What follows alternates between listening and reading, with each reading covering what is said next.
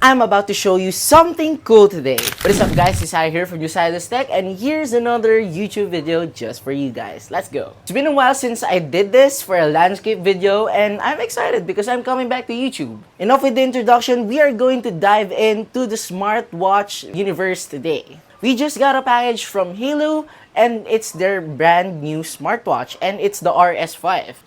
I just got it here. No, kinuha lang dun. This sleek wearable has been creating a buzz lately, promising to be the ultimate fitness companion. Stick around as we unbox for the exploration, and stay tuned at the very end if this could be your ultimate companion in your everyday life.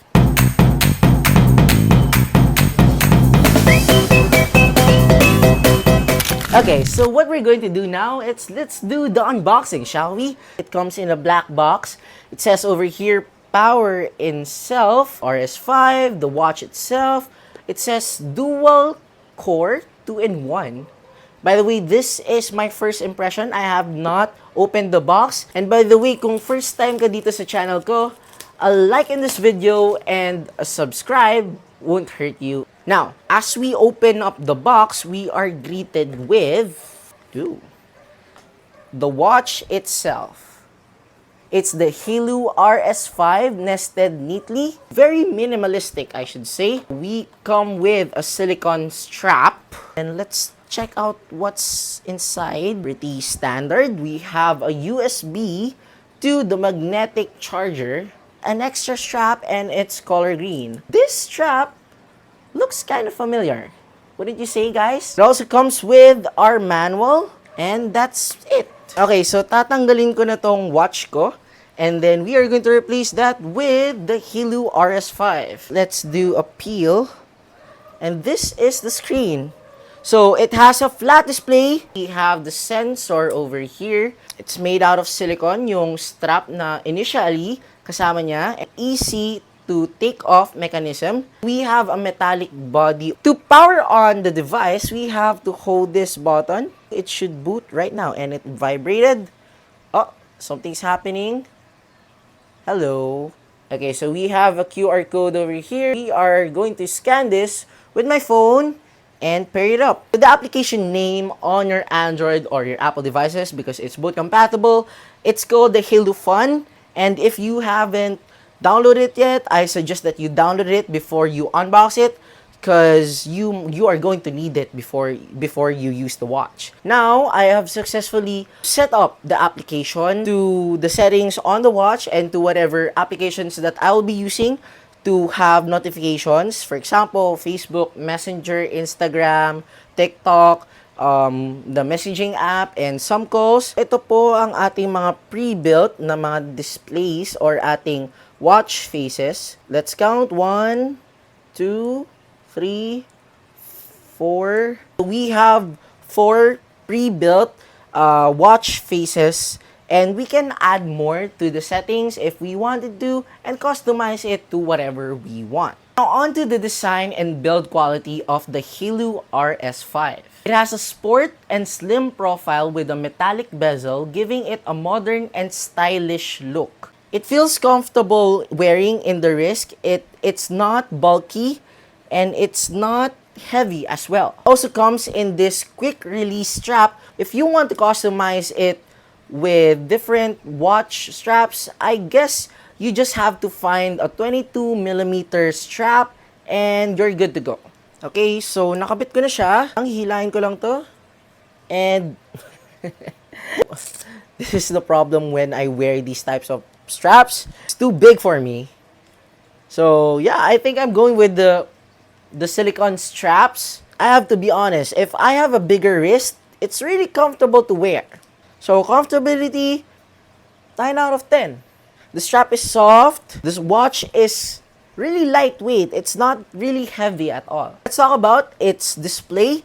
It has a 2.01 AMOLED display. And when we talk about AMOLED, it really makes sure that the colors are really vibrant, and when we go outdoors, it makes sure that the screen is lit very well. Ay meron tayong magandang display at makikita pa rin natin ang ating orasan or ang ating mga notifications or to whatever things ang mga ginagawa natin sa ating smartwatch. It's very intuitive.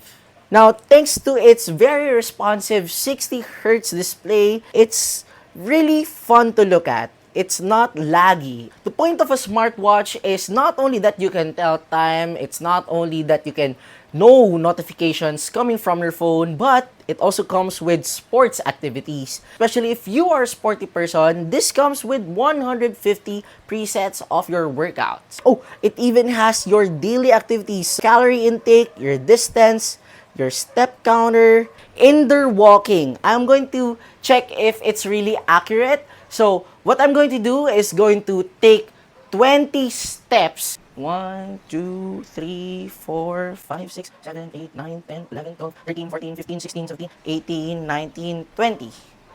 So I took 20 steps in the mere 15 seconds. Oh, look.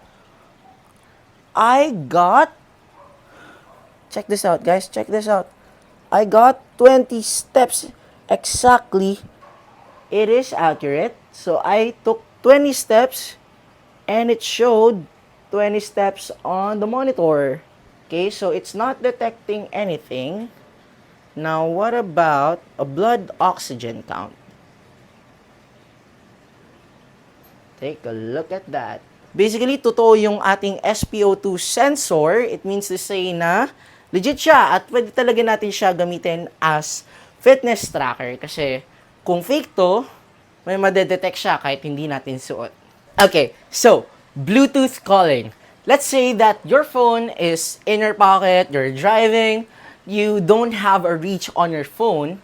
Well, if your smartwatch is already connected to your phone, it's already paired, your Bluetooth is on, yada yada yada, you can now answer your calls using the smartwatch. I mean, how cool is that? You also get the SOS emergency calls and set it up on the application to your wife or to your family.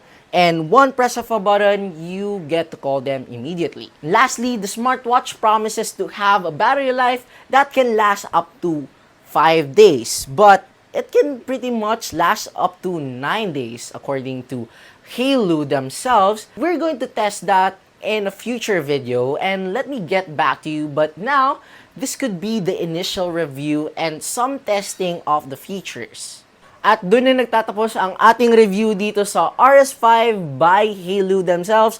It's their latest and brand new smartwatch. And here's the thing, hindi lang ito yung panibago nilang smartwatch. They also have the Solar Pro, which is their round model.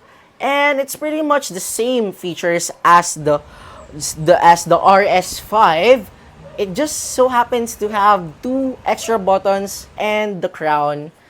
And yeah, a round display. Thanks so much guys for tuning into my video. And everyone, please don't forget to like and follow for more. And don't forget to follow me on my social media platforms such as Facebook, Instagram, especially on TikTok. Whatever type of content that you might find interesting in my everyday life, don't forget to support me there on my social media platforms. I want to ask you, what are your thoughts on the smartwatch itself?